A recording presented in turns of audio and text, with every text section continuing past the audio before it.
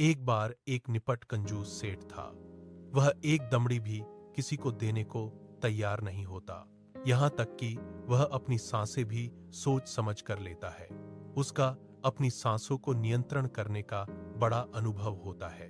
कंजूस सेठ दानचंद श्री कृष्ण का बड़ा भक्त था। एक बार वह स्नान करने के लिए गंगा घाट जाता है। वहां पर श्री कृष्ण उसकी परीक्षा लेने के लिए प्रकट हो जाते हैं।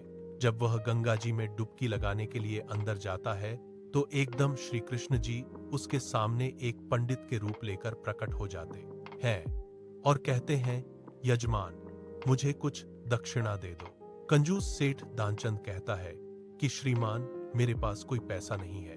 भगवान श्री कृष्ण कहते हैं, कोई बात नहीं, तुम संकल्प कर लो कि मुझे कुछ दक्षिणा दोगे।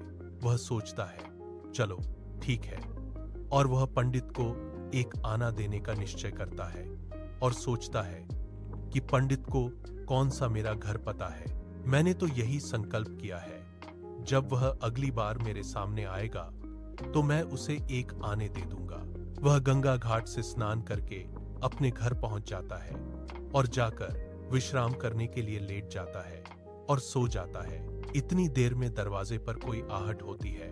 उसकी पत्नी बाहर जाकर देखती हैं तो भगवान श्री कृष्ण पंडित का रूप लेकर उसके घर के दरवाजे के बाहर पहुंच जाते हैं। पंडित उसकी पत्नी से कहता है कि यजमान जी ने मुझे एक आने का सिक्का देने का संकल्प किया था, उन्हें बोलो मैं आ गया हूं, वह सिक्का मुझे दे दो। जब कंजूस सेठ दानचंद की पत्नी जाकर उसे कहती है, आपने क्या किसी से कोई संकल्प किया था? सेठ ने कहा, सुबह एक पंडित को बोला था तुम्हें एक आने का सिक्का दूंगा। पत्नी बोली कि अब वह बाहर आ गया है और अपना सिक्का मांग रहे।